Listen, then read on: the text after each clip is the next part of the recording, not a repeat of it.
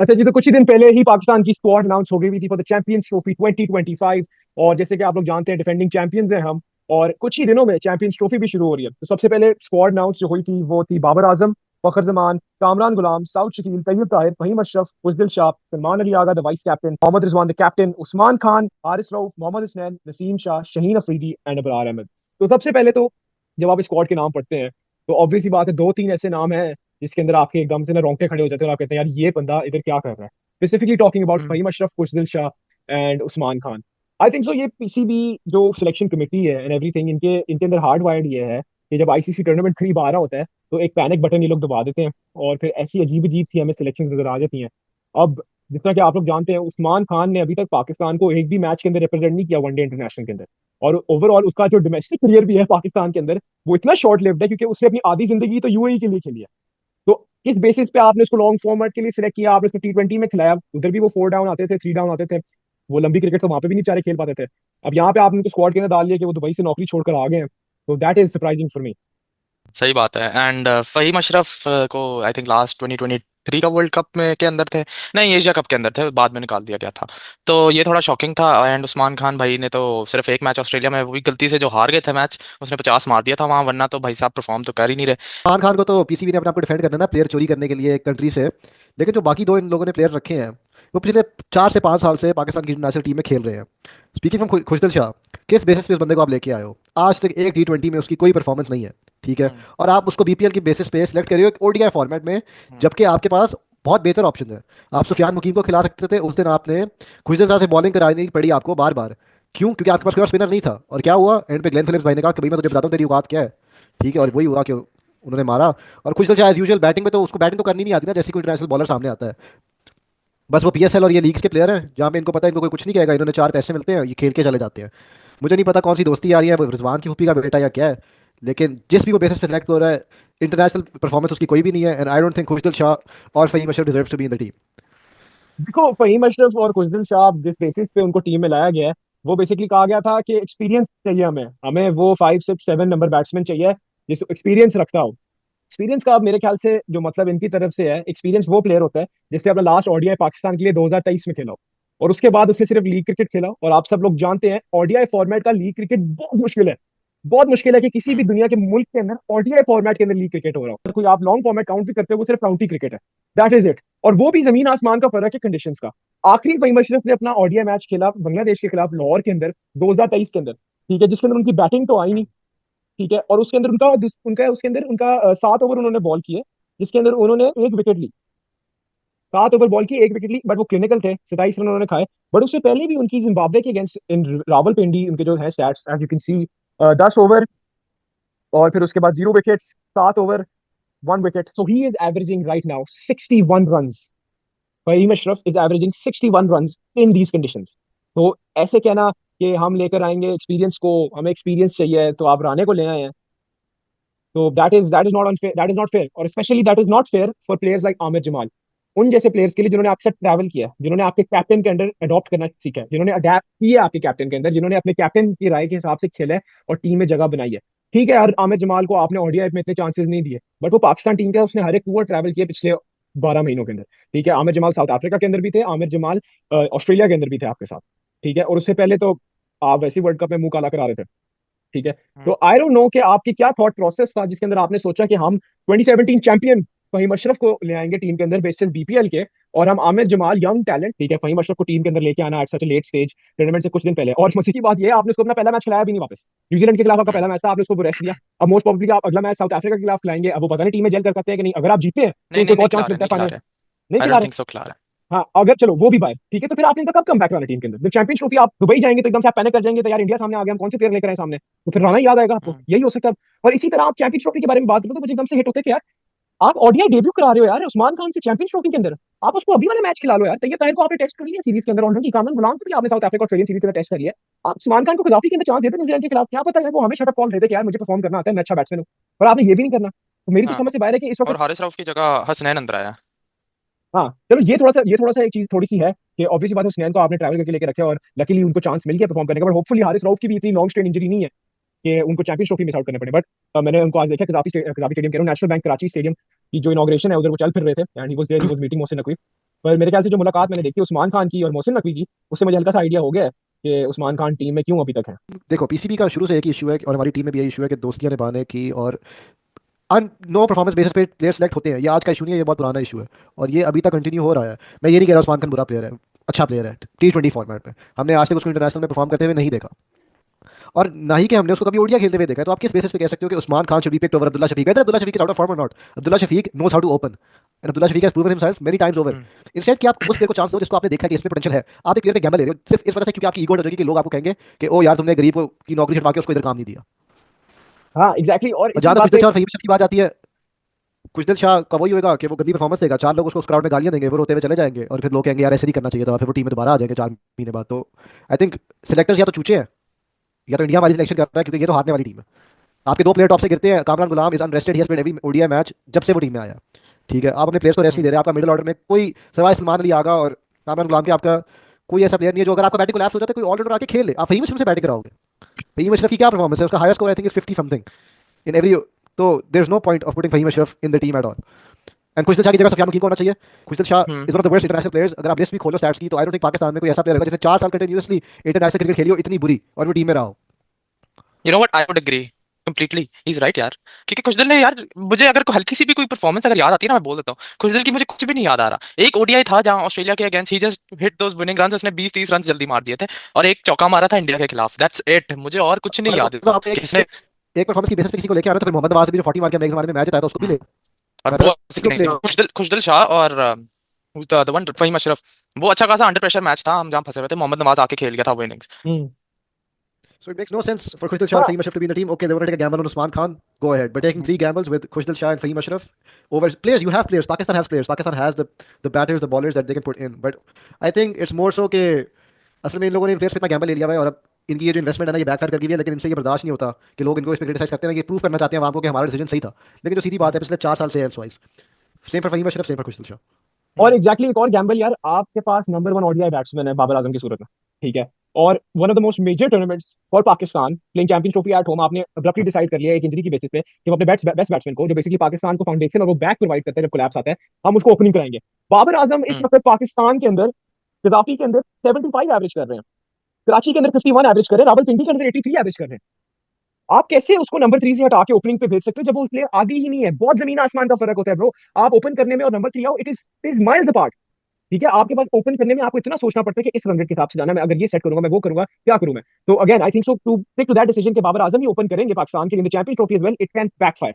ठीक है, क्योंकि आप अपने देखो, सबसे पहले तो बात है जो आपके सबसे अच्छे प्लेयर होते हैं ना इन मेजर टूर्नामेंट से ना, पहले आप कोशिश करते हो या उन टूर्नामेंट्स के दौरान भी कि आप उनको सबसे अच्छा फैसिलिटेट करो, उनको कोई कमी पेशी नहीं आए, उनके ऊपर कोई फजूल का एडेड प्रेशर ना आए। ठीक है, बाबर आजम के ऊपर पिछले 10 महीनों से 11 महीनों से पहले ही बहुत ज्यादा प्रेशर है। ठीक है, उसकी इतनी कोई खास परफॉर्मेंसेज नहीं है T20 टेस्ट और ओडीआई। ठीक है, Babar Azam lost captaincy, gained captaincy, and lost captaincy again. He is already so much under pressure, and then you decide कि bro किंग कर लेगा, किंग को ओपनिंग पे भेज देंगे। क्यों भाई, क्या सोचा है आई आपने? थिंक आपने एक और चीज जो इधर इन फैक्टर लेनी चाहिए, वो जो भी आपका स्ट्रैटेजी मैनेजर है, जो भी स्ट्रैटेजी से आप चल रहे हो। सबसे पहली बात है, Pakistan as a South Asian team knows कि spin is dangerous in the subcontinent. ठीक है, और आपको पता है कि आपके बॉलर ने इब्रार अहमद ने स्पिन पे विकेट ली है। ठीक है, और किसी छोटे बैट्समैन की नहीं ली। ठीक है, न्यूजीलैंड के बैट्समैन ने उसने दिखा दिया कि वो कितने अच्छे प्लेयर हैं और कल भी दिखाया।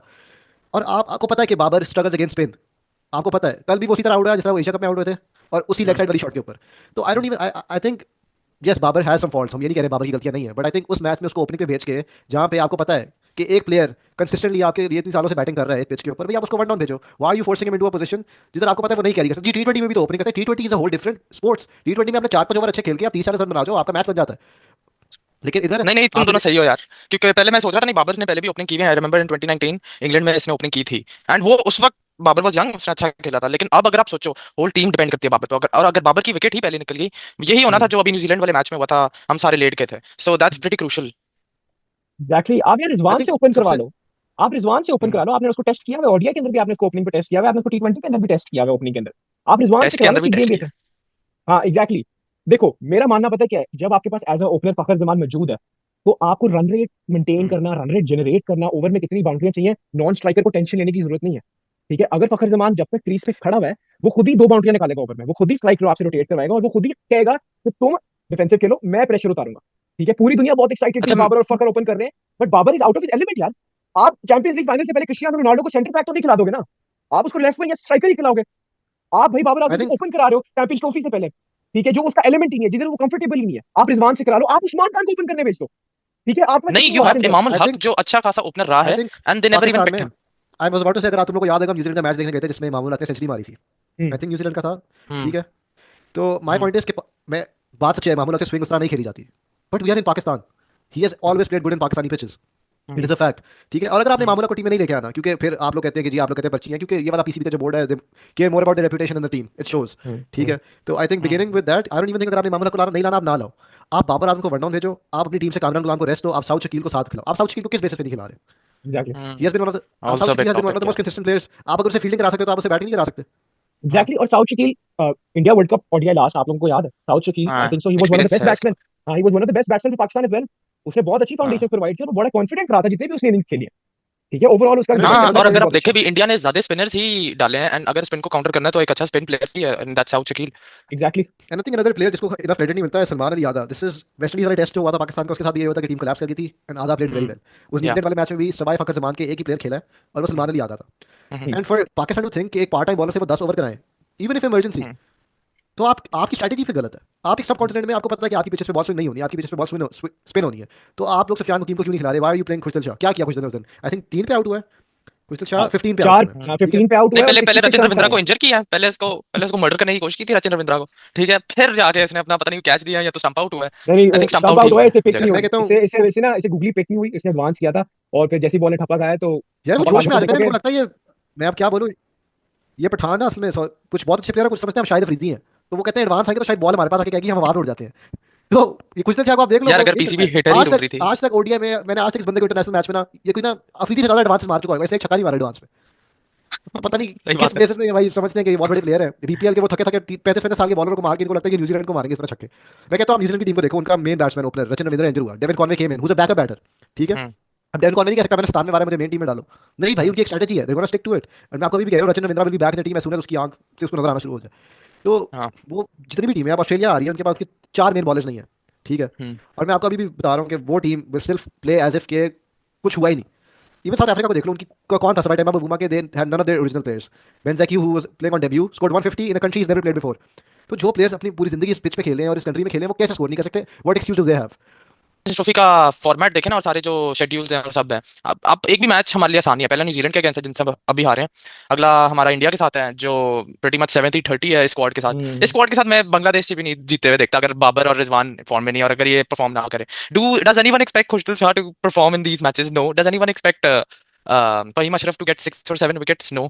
तो आपने किस बेसिस पे रखे हैं? और अगर आप किसी और किसी इंडियन से भी पूछ लें ना, ये पाकिस्तानी स्क्वाड है, वो जैसे ही फहीम अशरफ और ये दूसरा नाम पढ़ेंगे ना, वो खुद शॉक हो जाएंगे कि ये तो खुद हारना चाह रहे हैं। आपके पास अच्छी एग्जैक्टली। खासी स्क्वाड हाँ थी इस पूरे साल जो चल रही थी, सुफियान हकीम एंड नहीं नहीं, बोले बोले। एक्चुअली ब्रो, अगर आपको याद हो, अगर जो व्यूअर्स हैं, अगर वो कुछ अर्सा पहले चले जाएं हमारी प्लेलिस्ट में चले जाएं, और जब हमने पाकिस्तान का T20 world cup squad discuss किया था, मतलब हमने भी यही बात की थी कि आप मोहम्मद आमिर को ले आए हो, आप इमाद वसीम को ले आए हो, आप क्यों ना अपने उन प्लेयर्स को लेकर आओ जिनको आपने एक्सपीरियंस देना है। ठीक है, अल्टीमेटम गोल तो ठीक है, आपका हम्म अल्टीमेटम गोल होता है कि आपने टूर्नामेंट जीतना, बट यार आप टूर्नामेंट उन लोगों के साथ जीतो हम्म ना जिनको आपने पूरा साल खिलाया। वो डिजर्व नहीं करते, उन्होंने पूरा हम्म साल ट्रैवल करते हैं आपके साथ। ठीक है, they miss out on so much, they travel with the squad. ठीक है, दे प्ले मैचेस, और ऑल ऑफ अ सडन जैसी टूर्नामेंट करीब आता है, आप एक पैनिक बटन हिट कर देते हो, and then there is 2 to 3 names जिसकी किसी को भी कुछ समझ नहीं आती। वसीम अकरम तक ने इतना इनको बोला है कि ये आप दिमाग से बनाते हो स्क्वाड।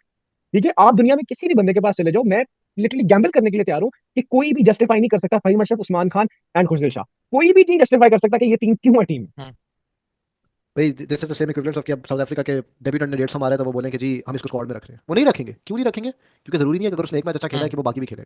ठीक है। I think players have to be assessed on the basis of their performance for a tournament, on the basis of कि जी कौन सा player has been with the team. As Ghani ने बोला कि Aamir Jamal should be in the team and I agree with him. Aamir Jamal has went hmm from the bottom और वो ऊपर तक आया है, hmm and I hmm think he deserve to be here. But ultimate decision is PCB का। I think from my side what I can see is Rizwan की side से दोस्तियां निभाई जा रही हैं, बिकॉज बिफोर दिस मुझे नहीं लगा था after the last T20 stent जो नहीं नहीं, मूसा, खुशबू रिजवान चाहता हैज था ना नो ही। से with the selectors. These are the selectors decision. Rizwan ने रिजवान प्लेइंग को बहुत 11, पहले निकाल दिया गया था क्या आपको? रिजवान रिजवान सिर्फ सजेस्ट कर सकते हैं, बट जो फाइनल डिसीजन है वो असद शफीक, आकिब जावेद के पास है, and even the PCB chairman. ठीक है, और हम्म प्लेइंग 11 तक रिजवान हैज नो से इन द प्लेइंग 11, वो भी रिजवान सिर्फ सजेस्ट कर सकते हैं। तो ये भी प्लेइंग 11 भी Asad Shafiq, Aqib Javed and Mohsin Naqvi if he wants to. Even speaking about bowlers, जैसे क्या कहते हैं जो हमारे पास 4 बॉलर्स हैं, ठीक है, हमारे चारों bowlers are prone to injury. All 4 fast bowlers are prone to injury. तो आपने रिजर्व में किसको रखा है फिर? मतलब आपने, आप शाहीन को खिला रहे हो। आप जैसे मतलब मैच देखने गए थे, शाहीन जब गिरता था ना, मैं तो दुआ पढ़ने लग जाता था कि भाई उठ जाए। क्योंकि भाई हम्म शाहीन की पेस इतनी मुश्किल से वापस आई है और उसने उसे 9 के 9 ओवर बहुत अच्छे किए, नो डाउट। हम्म लास्ट ओवर में उसको पड़ गई मार, इवन 8 ओवर में भी थोड़ी सी पड़ी, but I don't think that's entirely his fault. I think it comes down to the spinners. एक अनलकी पार्ट ये था कि हारिस रऊफ इंजर हो गया, एंड मोस्टली अनलकी चीज़ ये थी कि माशाल्लाह से जो खुशदल सामने रखे हुए थे वो बार बार उनको पुल पे बॉल दे रहे थे, और वो पुल मार के बता रहे थे कि मैं भी जॉन सीना की औलाद हूँ। और फिर उन्होंने आखिरी 4 ओवर में हमें 59 मारा है अकेले बंदे ने। Hmm, hmm. तो let's see, let's hope it goes our way. अब कल के मैच में पता लगेगा पाकिस्तान की टीम कैसा परफॉर्म हाँ करती है। I think we still have exactly, time. हाँ एग्जैक्टली। प्लस यार देखो again some part of me, मेरा थोड़ा सा जो है ना दिल, वो कह रहा है कि यार हार जाए, ठीक है हार मैं भी जाए यही कहने तो लगा था अभी, गालियां इन अ पड़े, वे आई वांट अस टू ठीक है, लूज। हाँ दे सिट पता है डाउन, मसला क्या है, tomorrow is the day sit last date down, if we can हाँ change the squad, but exactly, और अगर प्लेइंग 11 डिसाइड हो गई है, सो देन हाँ देयर इज नो पॉइंट। अगर हार भी जाए तो बस दुआ करो जीत जाए, दैट्स इट। चलो जो भी है, but I think so again मैं मूसा के पॉइंट थोड़ा सा ऐड करना चाहूंगा। मूसा ने बोला कि कोई बैकअप नहीं रखा, असल में बैकअप इसलिए नहीं रखा हम्म क्योंकि होम होम कंडीशंस पे खेल रहे हैं, तो अगर कोई player for example let's say Usman Khan, हम्म उस्मान खान इंजर हो जाता है, ठीक है, तो हम्म उस्मान खान अगर इंजर होगा तो उसकी उसी वक्त रिप्लेसमेंट आ जाएगी, क्योंकि आप होम टीम हो, तो that is the advantage you have कि you don't have to hmm accumulate for the travel time included for the player and then regain fitness again. तो वो अगर उस्मान खान इंजर होता है कुछ 3 घंटे पहले, तो they can make a quick quick announcement कि उस्मान खान इज इंजर्ड ये और तो ये है। हमारी रिप्लेसमेंट है। या चलो लेट्स सी अब कल बाकी क्या अल्लाह होता करे। है। हाँ hopefully I think Pakistan should bowl first tomorrow, chase करे फिर से। Let's see because Karachi I will think be Pakistan tested should after bat the, first. May be हाँ। I think Pakistan should hmm, bat first. And ending, since we coming to the end of this, let's decide की performers of this podcast कि आप लोगों को क्या लगता है कि कौन की परफॉर्म करेगा इस चैंपियंस ट्रॉफी में स्क्वाड में से। यार अभी देखो let's for focus me, on the tri series champions trophy के अभी मैं बात के लिए हम रखते हैं, अभी लेट्स फोकस ऑन टुमारोज चलो कल मैच के कल के मैच के की। की हाँ परफॉर्मेंस, हाँ देखो for me starting with always, Ibrahim. चलो इब्राहिम आप पहले बता दो। ऑब्वियसली अगर किंग नहीं चला तो पूरी टीम ने कुछ नहीं करना, तो obviously Babar, and then in the bowling it's Shaheen and Hasnain. Obviously Hasnain is coming, उसकी पेस बहुत ज्यादा है, तो हसनैन। हम्म। अच्छा व्हाट मुझे अबाउट यू मुझे भाई? ऐसा लगता है, मुझे ऐसा लगता है कि tomorrow if we see Hussain bowl, ठीक है, I think we are seeing Hussain bowl, तो ही विल परफॉर्म, ठीक है, coming back hmm home conditions wearing the star on his chest is a different feeling. और आई थिंक सो कल hmm Abrar, because Karachi of course ज्यादा धूप face करते हैं throughout the year than Lahore, तो I think so it's hmm more spin friendly conditions now, तो मेरे ख्याल से we can see it turning more, तो I think so Abrar can be proven lethal as well. I think I will say Abrar, Salman hmm Ali Aga, and Fakhar Zaman. I think Fakhar Zaman has always proved या himself to be, if he starts, there's no stopping. Even उस दिन भी उसने prove किया कि he still has it. And I think अगर हमारी batting starts off a good line, Babar get set on the line, कल भी वही ओपन करेगा क्योंकि स्क्वाड वो Hmm. है। तो आई थिंक हाँ अगर वो दोनों शुरू से अपनी बैटिंग, बाबर अपना होल्ड रखता है and Fakhar plays like he always does, I think we will be in a good position. And as for the bowling side, जिस तरह गनी ने कहा कि कराची में बॉल स्पिन ज्यादा होती है, तो I think Salman Ali Agha and Abrar will dominate with the spin. Hopefully. Let's just hope कि कराची वाले मैच देखने आ जाए, तो देखते हैं क्या होता है बाकी भी। नहीं उन्होंने क्यों आना है ब्रो, टू बिजी ईटिंग गुटखा।